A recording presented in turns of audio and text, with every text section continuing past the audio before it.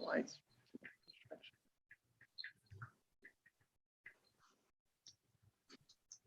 That's too dark. That might be better. Come on. Come to the background. Yeah, I like that. Patricia, I'm going to put you on spotlight Okay. for when we start.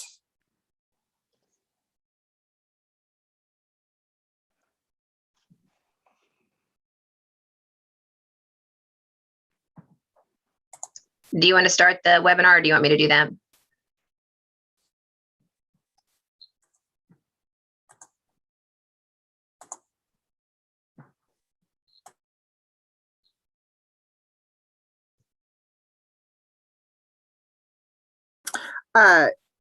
I can. We're still 3 minutes out. Okay. It's just it's just still showing on my screen too.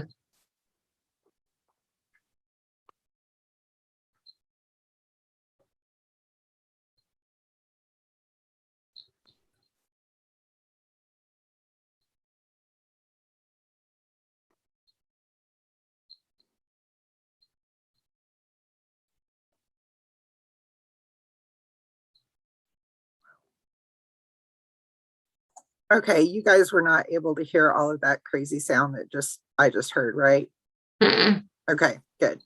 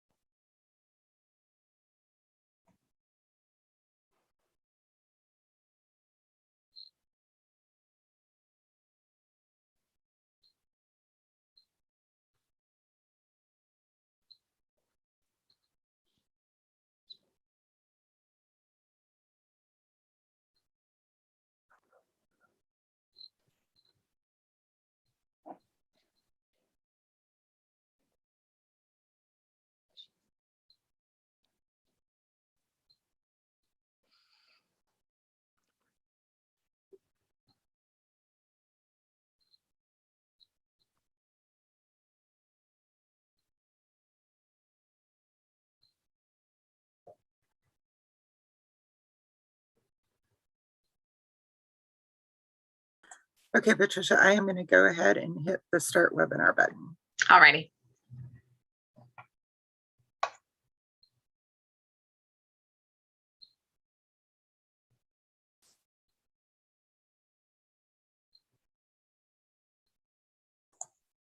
Okay, we're started.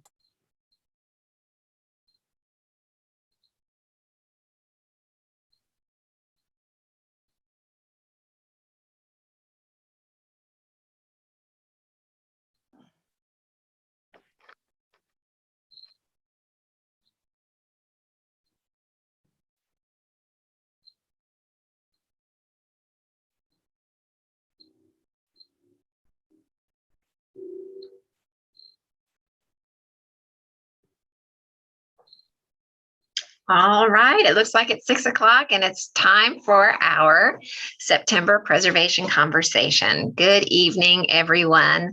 Thank you for joining us tonight for our September preservation conversation. Paul Parnell presenting Rose Law Firm, 200 Years of History. I'm Patricia Blick, the Executive Director of the QQA, and I'm joined by Shelley Stormo, our Membership and Events Coordinator. I would like to thank our donors, as well as our corporate and individual members. We are able to continue our educational programs with your support. You can find the list of our corporate members on our website at quapaw.com.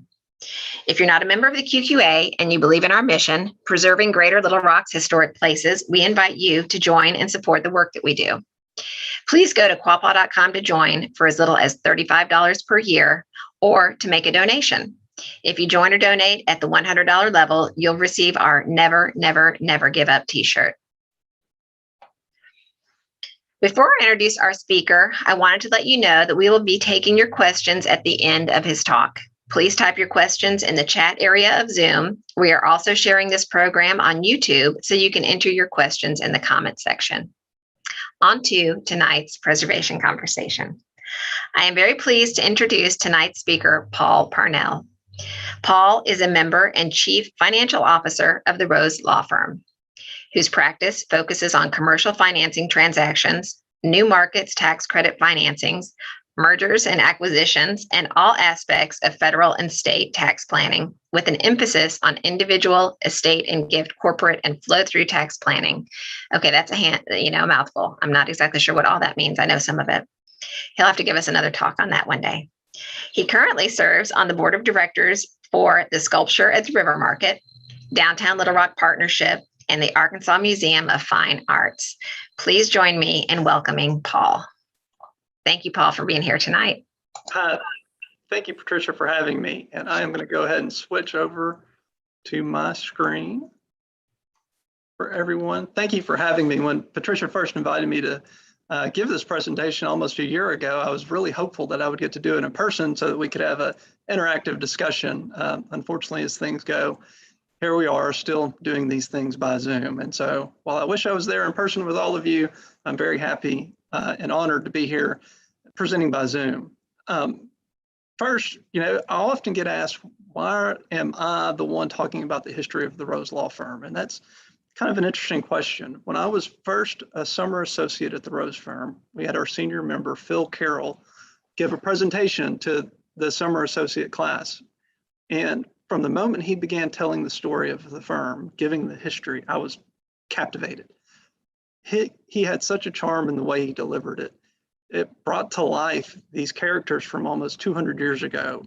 It made the events that happened throughout the 19th and 20th century essentially come to life. And so I wanted to, from that moment on, learn more about it. And so I took from what I learned from him, and I began just asking questions, reading things that I could find, from available research materials, whether at the law library or through CALS or other places. And so over that period of time, over the intervening 14 years, I've kind of developed, what I call my own personal developed history of the firm, just through these stories and through these recollections and that people have shared with me so graciously, and then through independent research.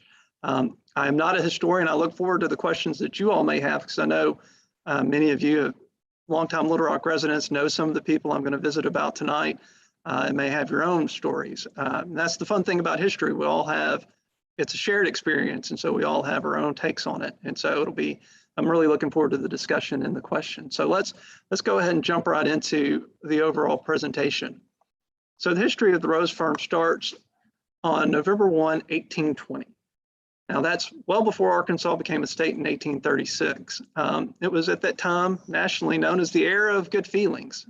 November 1, 1820 was also the start of the presidential election that year. President Monroe was elected. That was not a contentious election. I think only 10% of the population turned out. I think he was, easily elected. It was not, 200 years later, I think we had a much different role, a much different election. But back then, the era of good feelings, nationally, we were on a roll. And we were also beginning to come on a roll here in Arkansas. At that time, we were just a territory, largely unknown, largely unsettled. Population was, in the thousands, not, the 3 million that we have today. And the early settlers came here to develop the territory, government, settle the real estate, and, develop what would become the state of Arkansas. The first one to come was a man by the name of Robert Crittenden. Mr. Crittenden came to us via Kentucky. He was politically connected. He had political aspirations. I think he envisioned becoming the governor of Arkansas, but he came down here first to really just settle and to constitute the territorial government. So he was actually here first. Then after Mr. Chester Ashley came, he came by way of Massachusetts, and he too was looking to develop, settle his life in part of the westward expansion that was going on in the country at that time. And so they both ended up here in Arkansas, and in November of 1820, they entered into a memorandum of an agreement for the practice of law. And so I have that there on the middle of the page. We have a photostatic copy that we hang outside our boardroom. The original copy is actually with the Historic Arkansas Museum, which is across the street from us. And so we've maintained that. We trace our lineage back to that document because, you know, Mr. Crittenden and Ashley, what they were doing was really the first practice of law in the state. They were helping organize the territory. They continued organizing the territorial government, real estate matters, and banking, finance. As you can imagine, back then, the financial system was much different than what it was today. And so the two, as they were in the practice of law, they went on for about 6 years. They actually had to end their partnership, though, in 1826. They had a falling out. It was over a banking issue. At the time, Governor Izard of the Arkansas Territory, who was an ally of Mr. Ashley, he had to file suit against the then Pulaski County Circuit Clerk, Tom Newton. Tom Newton was tasked with cashing certain funds. He had these drafts. Back then, they had these $10,000 drafts that were issued from the federal government. Mr. Newton was tasked with going down to New Orleans to cash those drafts so that he could bring the cash back to Arkansas, you know, so that the government would have, you know, a currency. And when he came back, the till was a little short, and Mr. Crittenden aligned with Mr. Newton, Mr. Ashley aligned with Mr. Izard, and as a result of that, they had their falling out and disbanded their partnership in 1826. So, you know, 6 years is a good run, but, you know, they fell out. From that, they ended up being on opposite sides of the political aisle. Mr. Crittenden, again, he was wanting to be politically connected and, you know, involved in the territorial government. He had a candidate for the congressional election of 1826 who was running opposed, opposite of Mr. Henry Conway, who's on the right side of the screen there. Mr. Conway ended up winning what was a very heated and contentious election. One of the allegations that was made in 1826 was involved whether Mr. Conway had misappropriated funds intended for the Quapaw Indian tribe. And so at the time, as you know, the Quapaw Indians were still largely in Arkansas. They were trying to handle an appropriation of funds. It was alleged that Mr. Conway misappropriated those funds for his own political gain, for his own business gain. And as part of that, he said, yes, the money came up short, but Mr. Crittenden blessed it. He told me I could do it. Everything was on the up and up. And from that, Mr. Crittenden said, absolutely not. His honor was questioned. He then challenged Mr. Conway to a duel over, at that time, the popular dueling spot of the day was at the confluence of the White River, or at the mouth of the White River, just across our borders over in Mississippi. And so he and Mr. Conway engaged in a duel. The duel has been widely reported. A fun fact I recently learned is that Mr. Newton, the person to whom's defense Mr. Crittenden previously came to when he broke up his partnership with Mr. Ashley, Mr. Newton was actually a second, and Mr. Newton actually engaged in a duel prior to the Crittenden-Conway duel. And so thick as thieves, I suppose. However, in the Newton duel, nobody was mortally wounded. The same cannot be said for poor Mr. Conway. It is unclear whether Conway intended to shoot and kill Mr. Crittenden. The bullet is said to have only grazed his coat, but Mr. Crittenden, he killed Mr. Conway in the duel. He mortally wounded him. And so from that, Mr. Crittenden's he was later absolved, or he was later not charged for his activities in the duel, his participation in the duel, but his political career was all but over. So he retreated back, and he became just a practicing lawyer. He was known for being a fantastic orator, great before the juries, great trial lawyer.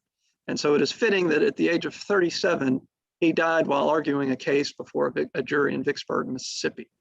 But his political aspirations died, as they say, with Mr. Conway, with that duel, that fateful duel in 1827. Now, for the Conway clan, they went on to be quite prosperous politically. They became to rule the roost, so to speak, here in Arkansas for several decades thereafter. Actually had connections with both Mr. Ashley and Mr. Rose, who we'll get to a little later, but they became a dominant force in Arkansas politics thereafter as Mr. Crittenden retreated.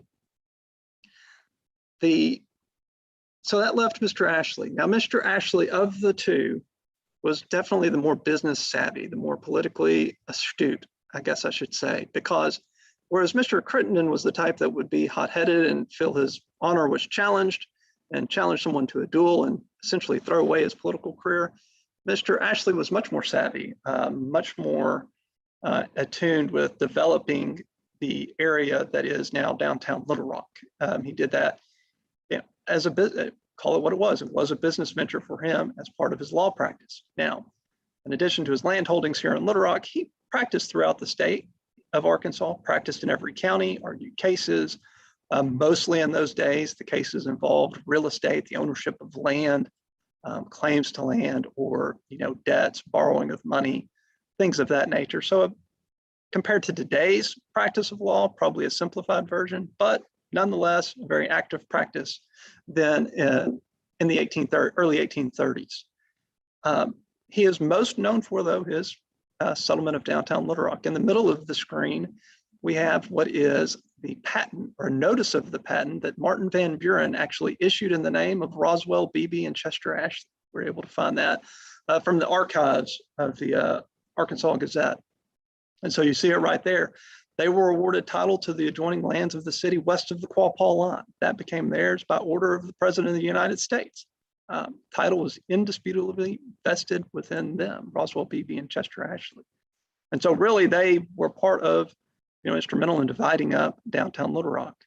Mr. Ashley donated the land for Mount Holly Cemetery. He had other notable pieces of property. What's pictured on the left of the screen is the Ashley Mansion. That was destroyed by fire. That is now where the Heritage West building is located with the Ariana's Pizza and at the corner. So that's, a marvelous residence, but it's a great place now, Love at the corner and Ariana's being just down the road from us. So he and Mr. Beebe, they were actively involved in real estate.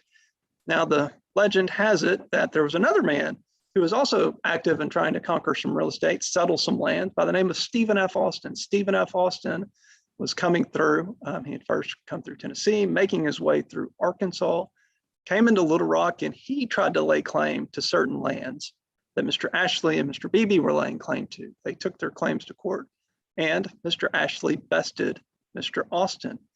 I don't believe Mr. Austin appreciated Mr. Ashley's connections in the state because he was, again, well connected through the Conway clan. He'd been here for since 1820, had settled it. And so for Mr. Austin to think he could come in and best Mr. Ashley, a bit of hubris fitting of, well, he ended up going down and settling a place called Texas. He went down into Texas, settled that, and now the city of Austin, Texas is named after him. And so he didn't get Arkansas. I think we're better off having what we have here instead of what they have down there. So Texas can send us a thank you for letting Mr. Austin continue on his way. But that was Mr. Ashley, very sophisticated, very astute businessman. Now, Mr. Ashley, again, was politically connected. So in addition to that, he began being active in politics. And because of that, he had to take into partnership George Claiborne Watkins. That happened in 1837, 1836, carry over to 1837. As Mr. Ashley's political ambitions grew, Mr. Watkins was brought on as an associate to help with this practice. Mr. Ashley was well regarded as an attorney. He had an established practice. Mr. Watkins, a young lawyer at the time, was highly regarded for his intellect and his ability. So Mr. Watkins was, a great fit because while he wasn't necessarily as politically ambitious as Mr. Ashley, he was every bit the lawyer that Mr. Ashley needed to tend to his files. And so with that, Mr. Ashley, as he transitioned those files or transitioned the practice over to Mr. Watkins, became more involved in politics. And so he actually in 1844 was appointed he was elected, but the election back then was through the state legislature to the United States Senate in 1844. And he was reelected in 1846. And at that time, he was appointed chair of the Senate Judiciary Committee, which he is still the first time, the youngest, or I guess in seniority, the junior member of the Senate to chair that committee. Even at that time, the Judiciary Committee was powerful. It was important. Mr. Ashley was the chair of it. Unfortunately, in 1848, Mr. Ashley passed away, so he only got to serve 4 years in the Senate.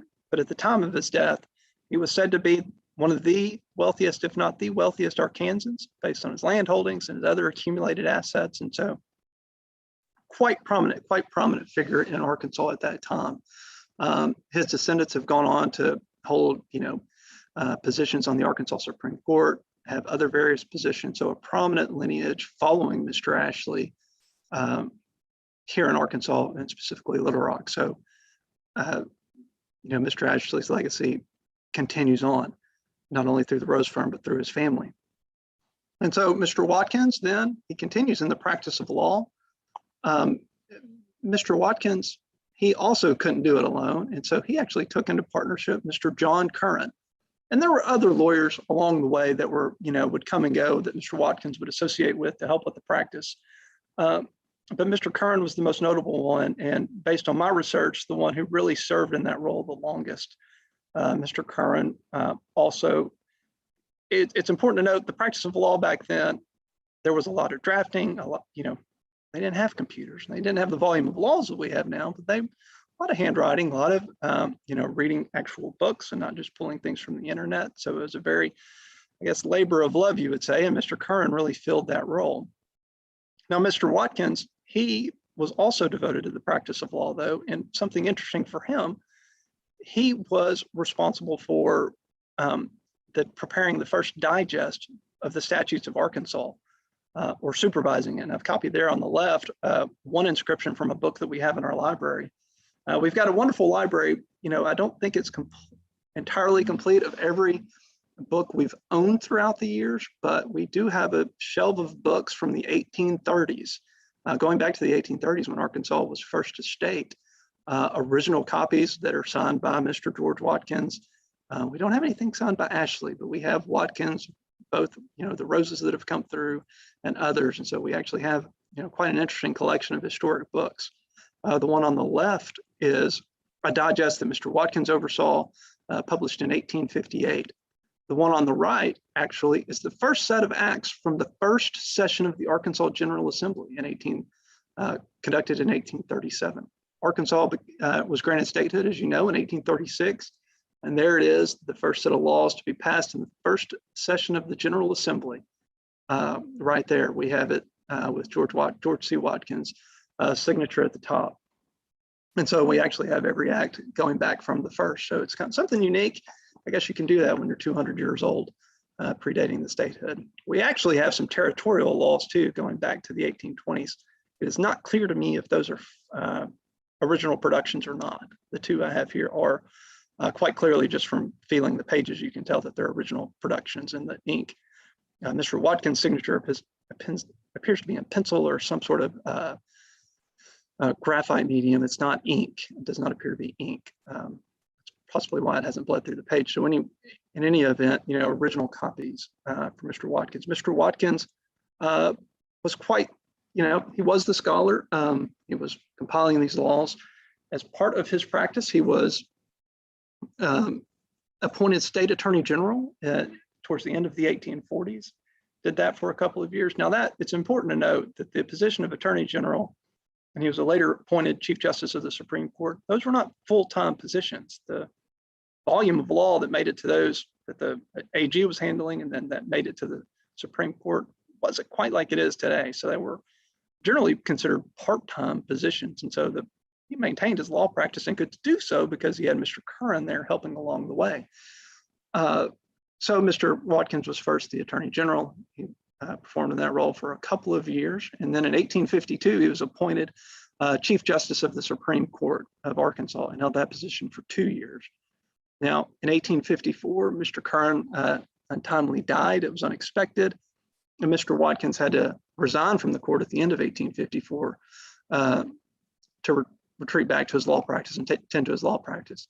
Interesting note, we do see the house there, Curran Hall, where I think Patricia is tonight, Curran Hall. That was the house that Mr. Curran built for his wife, Sophia Fulton, daughter of Governor Fulton. And Mr. Watkins actually moved in and lived in that home for a while. So I have a couple of his books. Y'all have the house, fair trade, I suppose. But anyway, so that's the connection with Mr. Watkins, the Rose firm, and Curran Hall. So Mr. Watkins, as he tends to his practice, he does that essentially in isolation until Mr. Rose comes along in 1865. Now, of course, as we all know, there was a Civil War that intervened, and so it's not clear how voluminous his practice was during the period of the Civil War. But we do know, and our records do show, that Mr. Rose formally came into the partnership in 1865. And Mr. Rose and Mr. Watkins continued in the partnership until 1872 with Mr. Watkins' death. Now, Mr. Watkins, he had fallen ill towards the end of the 1860s. And so by 1872, he was largely out of it, and the practice was Mr. Rose. Now, Mr. Rose, in discussing his relationship with Watkins, has said that it was largely the Ashley files. And so the business, the practice of law was largely descended from Ashley. It was a continuation of Mr. Ashley's partnership. And so that's part of our, how we trace it back to Mr. Ashley because of the continuing files. One of those files involved a large dispute involving the ownership of what is now today Garland County. There were competing claims to land, and Mr. Rose had to sort through that, successfully so on behalf of his clients. There were competing claims. The real estate records back then, if you can believe it, were sometimes not reliable, and often they had to resort to, in that instance, to the United States Supreme Court to figure out title because it dealt with the grant of the patent. Today, we don't really deal with, we don't consider, real estate matters a federal issue because it really doesn't go back to the initial patent issued by the federal government. And so, during this time from 1865 to 1872, he had that bit of practice, but Mr. Rose was also focused heavily on the reconstitution of the Arkansas state government following the Civil War. And so that occupied a good bit of his time during that period.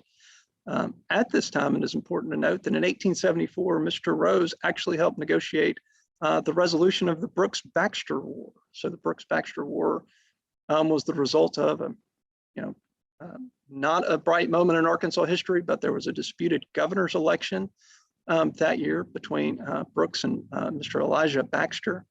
Mr. Rose was asked to represent Mr. Baxter's interest. Initially, a armed insurrection actually broke out between the two sides. There was, bullets were fired, so to speak, shots were fired. And so Mr. Rose was engaged along with Mr. Albert Pike, engaged to represent Mr. Baxter's interest. And to resolve this dispute, they actually had to travel to Washington and meet with President Ulysses S. Grant to resolve the matter of who was going to be the recognized governor of the state of Arkansas. Hotly contested at that time. At that point in our history, we're coming through Reconstruction. It was, there had been a lot of animosity between the two. Obviously, it resulted in the Brooks-Baxter War. And so it was not an easy dispute to resolve, but, through negotiation, the sides resolved, and Mr. Baxter was appointed or recognized, I should say, as the governor of Arkansas in 1874. So really drawing to a close that Reconstruction era. And then from that point on, really propelling Mr. Rose in the practice at the Rose Firm, what became known as the Rose Firm, forward. And so a little more background on Mr. Rose. Oops, double clicked on that. A little more background on Mr. Rose. He was orphaned as a young man. His father was a physician, but not very savvy at business. And so due to some failed investments, his father was essentially broke. Both of his parents eventually took ill, were not able to recover. And so Mr. Rose was actually orphaned at a young age. Mr. Rose himself was, he too was sickly at the time, constantly getting ill, not a very big man, not an imposing figure by any means. And so what he did instead was take to the books. He was a prodigious learner. He ultimately became able to read and speak fluently 8 different languages. I've at least read in several places. He could speak up to 8 different languages, or at least read 8 different languages, constantly studying. He took into mentorship at Transylvania Law School in Kentucky. And that's really what set him on his path to become recognized as a lawyer. Back then, he didn't have 3 years of law school. He did it all in 6 months, and then set him on his way. He was recognized early on as being of a high intellect. Kentucky, the winters in Kentucky were a little too much for him. Again, he somewhat of a frail man. And so he set off for a little bit warmer climate and ultimately settled in Batesville, Arkansas first. And so he set up his law practice in Batesville, Arkansas until 1860, when he was appointed chancellor of the Pulaski County Court.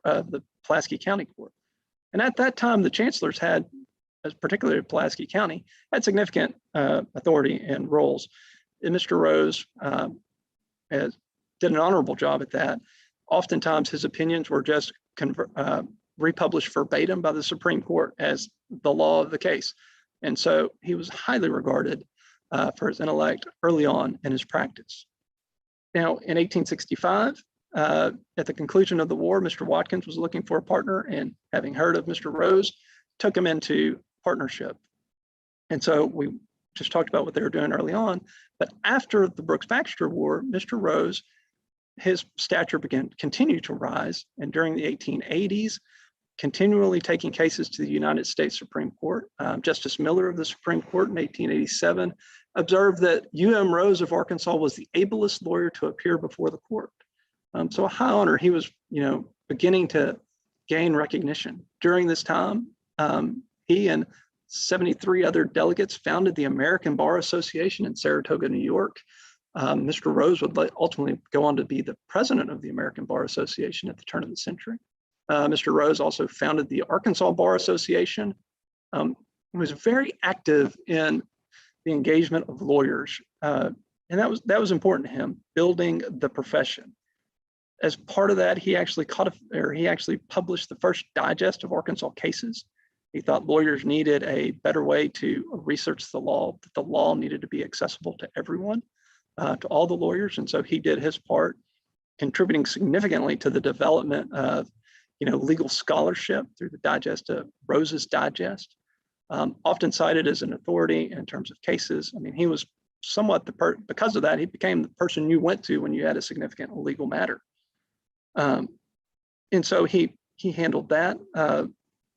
Also, during this time, he avoided politics. He was asked on a couple of occasions to be the state senator or the United States Senator for Arkansas, and declined, did not want the appointment.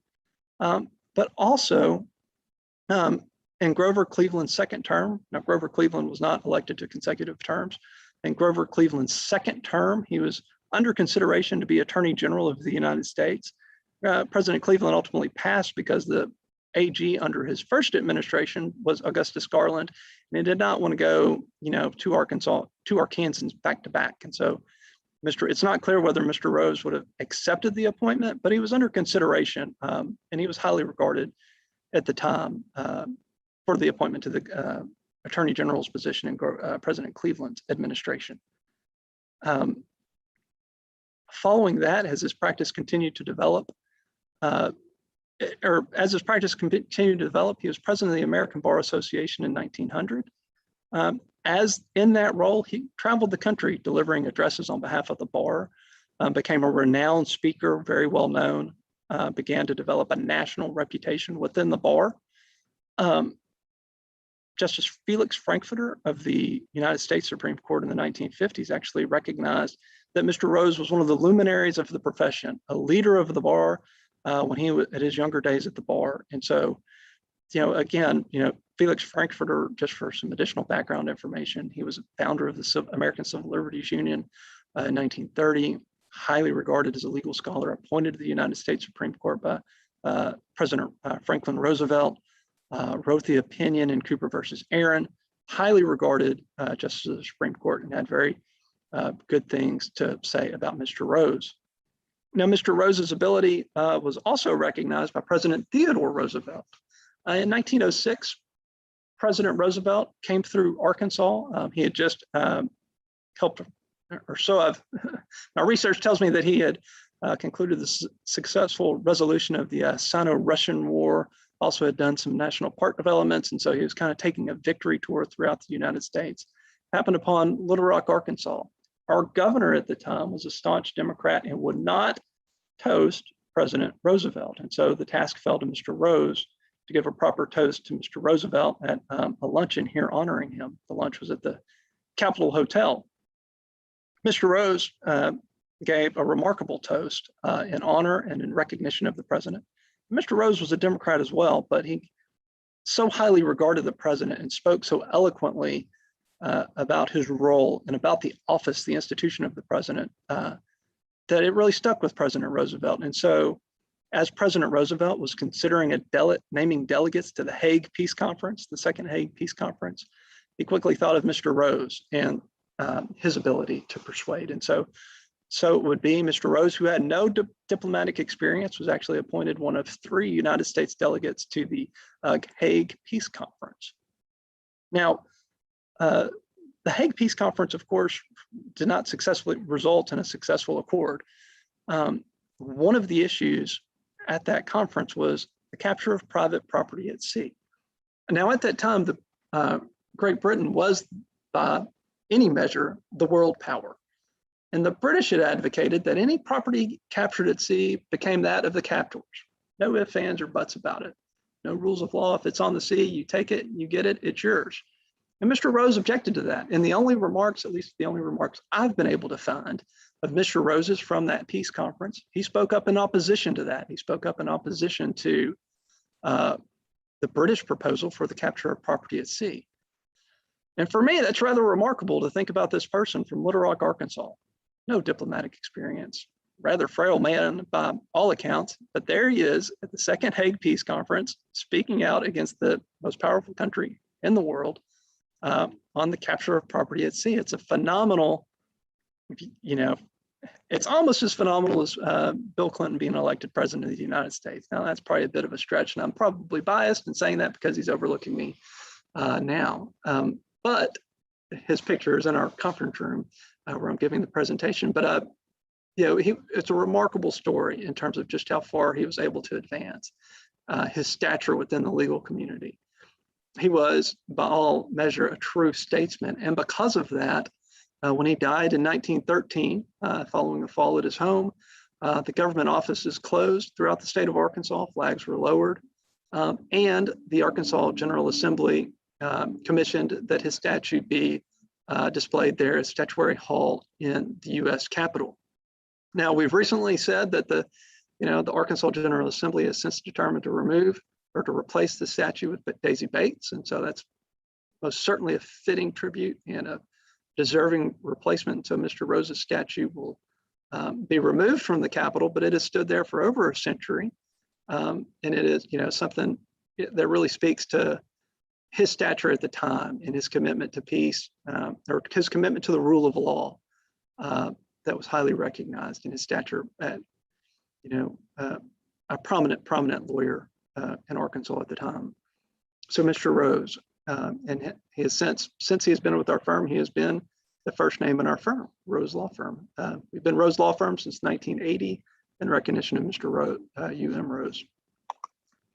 But there are other notable lawyers in addition to Mr. Rose who, were civically involved, civically engaged. When hearing the history of the Rose firm and the lawyers, it's one thing to think about the legal practice of law, but it's also another to think about their civic engagement and their contributions to the practice of law, the state of Arkansas more generally. And, Mr. Ashley, of course, Mr. Rose undoubtedly, but there's also others like Dedrick Cantrell. Now, we all know Cantrell as Cantrell Road. It is obviously the major east-west thoroughfare here in Little Rock, bearing Mr. Dedrick Cantrell's name. Mr. Cantrell was a trial lawyer, fantastic reputation and skill as a trial lawyer, but he was also president of the Little Rock Streetcar and Electric Company. The Little Rock Streetcar and Electric Company was eventually acquired by Arkansas Power and Light, Harvey Couch's company. But prior to that, Mr. Cantrell was the president of that company, of the Little Rock Streetcar Company, responsible for the development. Prior to Cantrell Road, the only way to get west was to take the streetcar and the road up through Hillcrest, as you all know. And so Cantrell Road was just necessary really for the congestion, easing the traffic congestion, creating that east-west corridor. And so Mr. Cantrell was instrumental in securing the funding, the permitting, to really blow a hole through the side of the mountain that, right there, and to develop that street. And so, following his untimely death in 1930, Cantrell Road was named after him. Interesting note, Mr. Cavanaugh actually followed Mr. Cantrell after as president of the Little Rock Streetcar Company, and he got Cavanaugh, Cantrell got Cantrell. So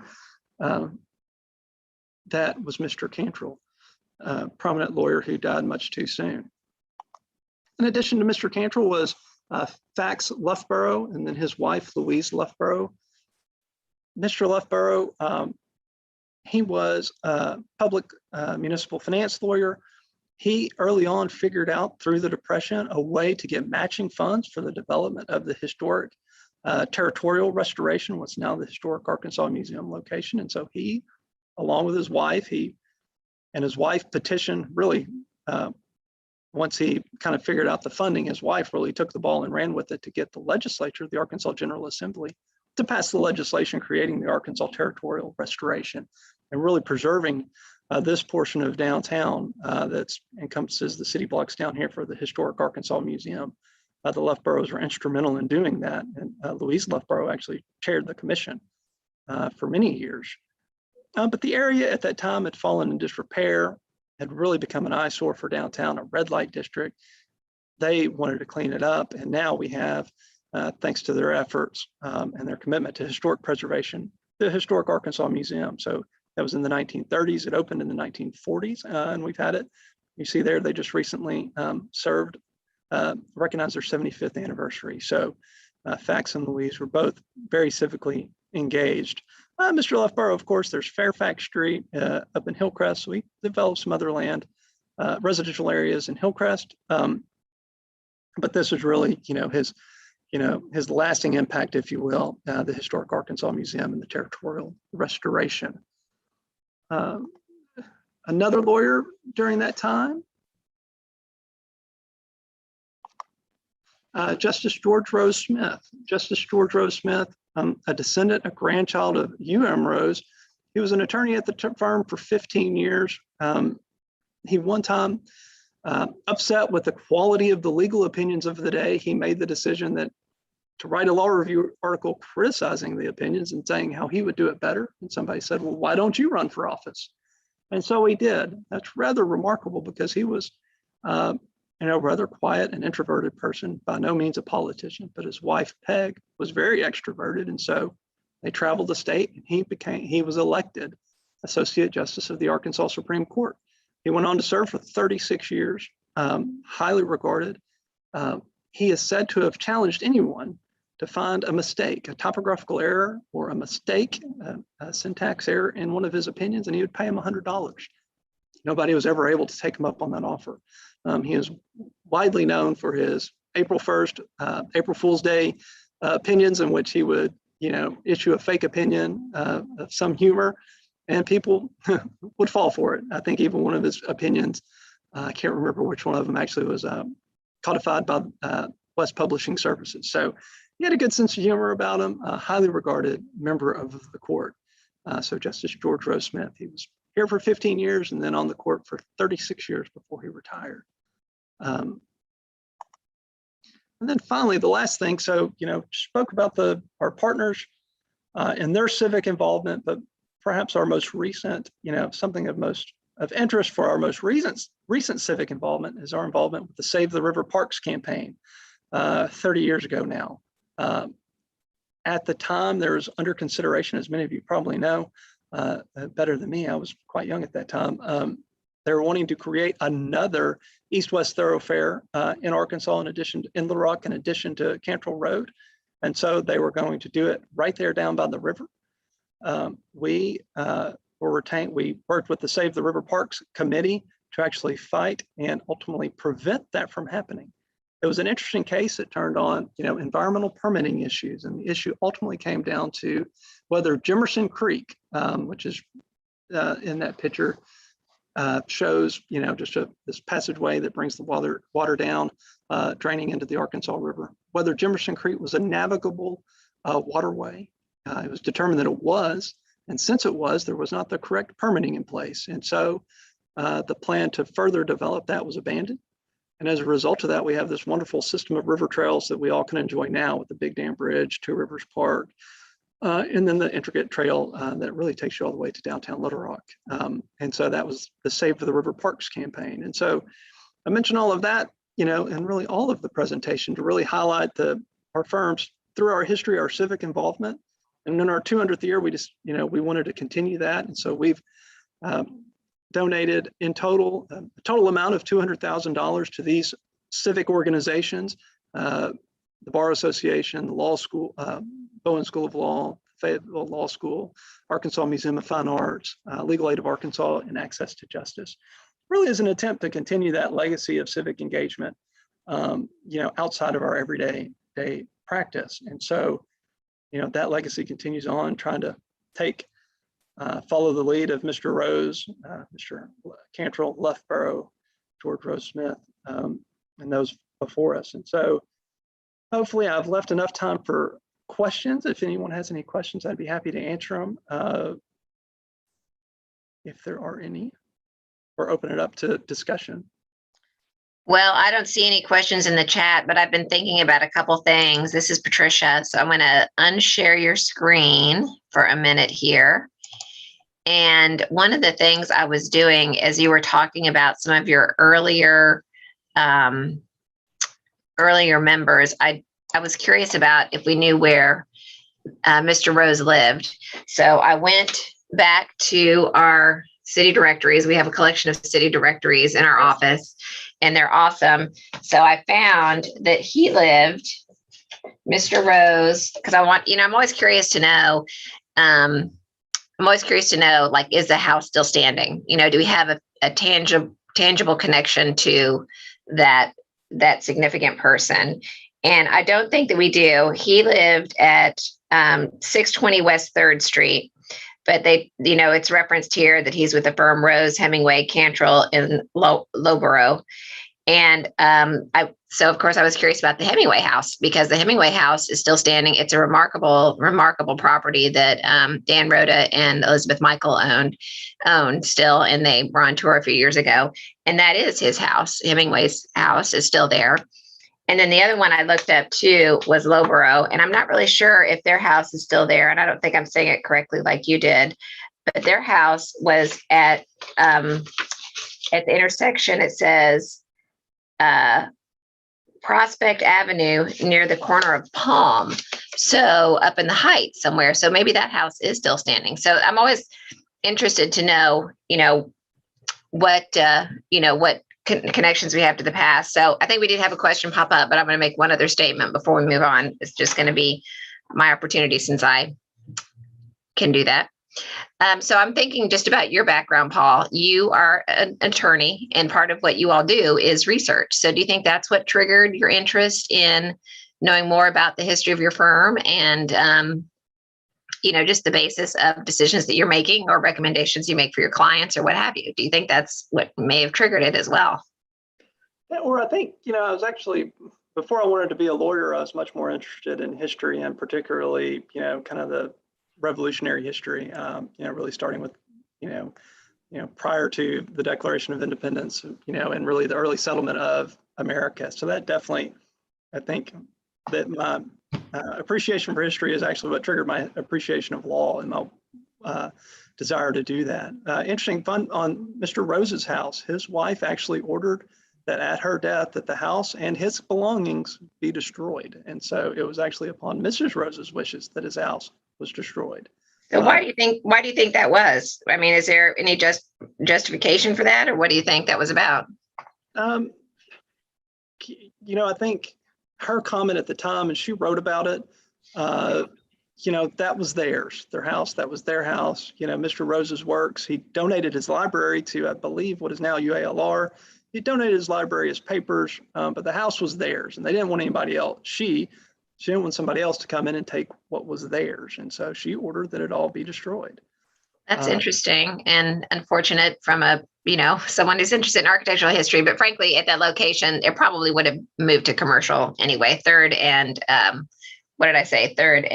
623rd Street. So I'm going to ask you one more or two more things, and then I'm going to turn it over to some of the questions that are popping in. How big, do you know how many acres was that parcel that BB and Ashley got from President Van Buren? I mean, how much are we talking about? Quite literally all of downtown Little Rock, west of the Quaspah line.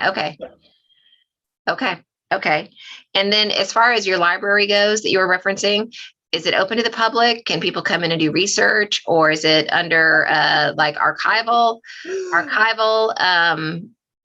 circumstances? I mean, I would assume there. I would assume they're very fragile, right? Very So, fragile. There's only a handful of them. It's okay. over the years, it's become quite small. At one time, they had a very large library, and over the years, just as things have moved to electronic, the things we have saved are really just those few historical artifacts. So no, it's not, not much to see, not open to the public. It's just, just a handful of old books. We do, much at my urging, I have some historical artifacts that we keep in one of our rooms of just from back then. Some photographs of Mr. Rose and his family and some other things. Okay. So it's not a research. It's not a research library per se. It's really, archival collection. They have, the good thing is they've donated, most of them, Mr. Rose, Mr. Ashley, Mr. Watkins, they all donated their papers to research libraries. Mr. House. So people could access them. So that's wonderful. And I mean, we do the same thing with the QQA records, not as old as yours, but still, our stuff is at the Butler Center, so we know it's well protected and accessible. Okay, so let me start rolling through some questions that have come in. Nan Sells asked us, what is going to happen to the statue of U.M. Rose since that came up? It's right now, I don't believe it's been finally decided. I know it's under consideration. The issue with the statue, it's quite large and quite heavy, so I'm not sure, and considering where it's going to go, you have to take into the physical constraints presented by a statue that's 10,000 pounds or more than 10,000 pounds, 14 feet tall. And so I know the state is still investigating what to do with it. They're having, I know, places under consideration. There are architectural reasons why I can't go certain places. So I know they're looking into it. And we, a few years ago, it seems like when it first came up, we had, met with them to just discuss the statute, but I don't have a more recent update than, a few years ago, unfortunately. But your thought is, or based on what you're hearing, you think it will come back to Arkansas? I mean, is that an assumption, or am I jumping to conclusions? No, I think it will come back to Arkansas. That's part of the legislation. I think it will come back to Arkansas. Okay, well, very good. Well, thank you. Question about, if you know this, where have all the Rose law firms held offices? Do we know where they've had their offices throughout Little Rock? We do. So we don't know the offices prior to 1865, but we do know from 1865 onward, and maybe no, 1830. We could also, what we could do is we could look it up in our city directories too. So we can do a look at that. How long have you guys been in your current location? Because aren't you in the old YWCA that has an addition on it? So we've been here. So for over 100 years, they were at the old Bar Center, what is now, you got the Doubletree Hotel, and then you have those condos adjacent to it. That's where the building was, right next to the old State House. That was there for over 100 years. And when Mr. Carroll, the person I mentioned earlier, when he started at the firm, that's where they were, right there next to the old State House. They moved from there to 720 West 3rd Street. Fun fact, that's across the street from where Mr. Rose's homestead was. So right, because he was on 3rd also. Very interesting. Right. So they were just across the street from Rose's property. So to your point about it being commercial, that, right there, that's where the Rose firm was, in a 3-story building. That's up for sale now. If anyone wants it, I bet you can get a good deal on it. So it's still there. Gotcha. It is still there. Then from there, we moved here to the old YWCA. This building was developed in the 30s during the Depression. We refitted it into law offices. So for the first 10 years that we were here, we moved in June of 1981, June 15th, 1981, I believe. And then 10 years later, we opened up our addition, what we still, for some reason, call the new building, although it's now 30 years old. So we take up this block, right. Well, relatively speaking, it's the new building. I mean, relatively speaking, yeah. And we've been here since. So we've been in this location since 1981. Love our location. I like to think we're an anchor of downtown in a lot of ways, because we were here before it was cool to be back downtown. So we've very fond of our place, have no desire to move, and thankfully we're here for the long term. Well, I think it's awesome that you guys are downtown. I mean, from our perspective, we love having. I would agree you are an anchor, and are glad that you didn't move out west any way, shape, or form. Okay, I have a great question from Calvin Biggers. Tell us about the treehouse in his backyard where he wrote his thoughts. Do you know the story about the treehouse? I'm not familiar with the pronoun. His, is that Judge Rose Smith? I think he had maybe a tree house on his house. He lived on. Let's see. Let me see if I can get Calvin or Vita Biggers to talk. So I'm gonna allow them to talk. Calvin or Vita, are you guys on? Can you tell us about who you were asking about with the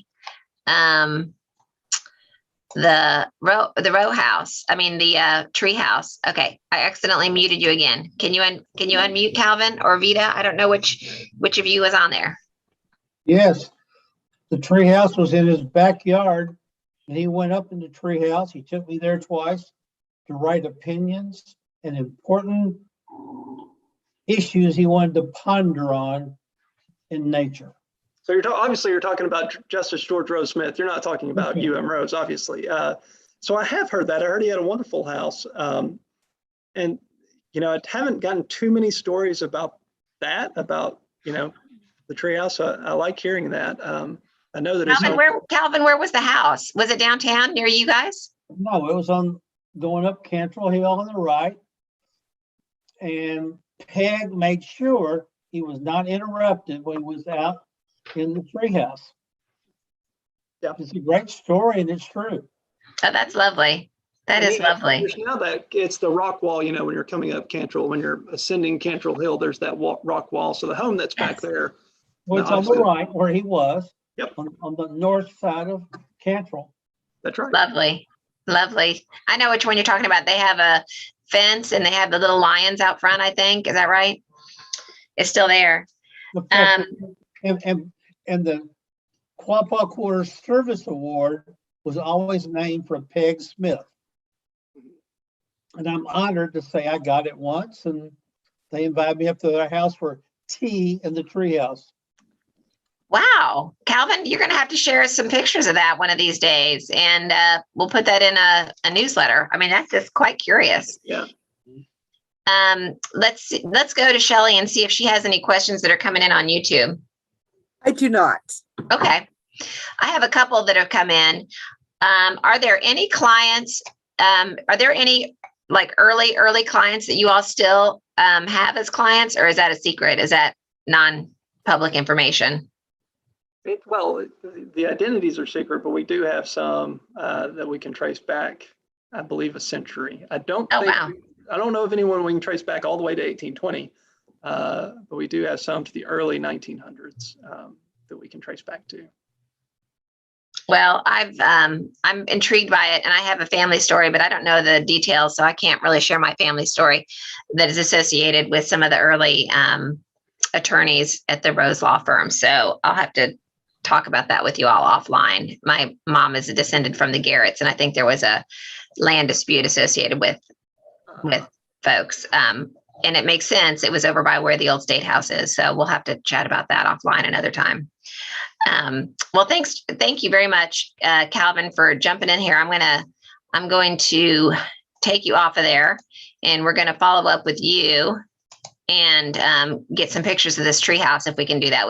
Shelley and I might look in our old archives in our chronicles to see if there's a picture of that in there. So because it might be.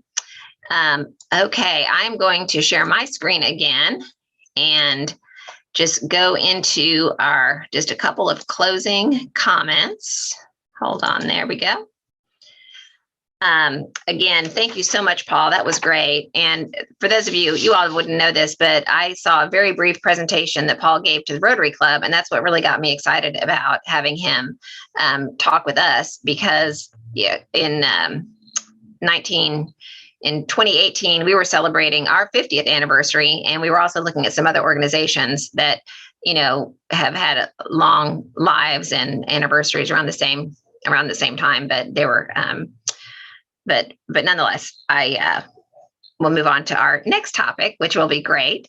Our preservation conversation for October 14th is going to be Holly Hope presenting on flora, fauna, and faces, reading cemetery symbolism.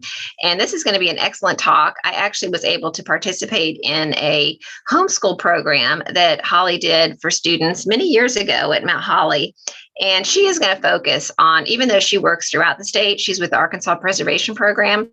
She is going to focus on cemeteries here in Central Arkansas. So it should be a great talk next month too. And before you leave, I'm not going to let y'all get away without this. We are having our tour of homes in October the 2nd and 3rd. We have decided to put safety precautions in place and move ahead in the historic Petaway neighborhood. All volunteers and attendees will need to show proof of vaccination and wear a mask in the houses and on the trolleys. We also have decided to eliminate the brunch and the dinner this year. We will have the candlelight tour and champagne stations on Saturday night, and those tickets will cost $50 per person, and it will be limited to a smaller crowd. Go to quapaw.com to purchase your tickets. And also, if you're interested in volunteering, you can find a link to our volunteer sign up. So we hope that everyone will make it out to see Petaway, which is remarkable. They have some great historic houses and they have some great infill houses. So it'll be a real treat to get around that neighborhood. We've put this tour off long enough, so we are determined to try to make it work in a safe fashion this year. And with that, I want to say thank you, everybody, for participating. Thank you, Paul, again, for your excellent presentation and history lesson, which included everything. Scandal, duels, statesmanship is where we ended. So I think that's a nice way to close out for tonight. So thank you all very much again. And we look forward to seeing you next week or next month.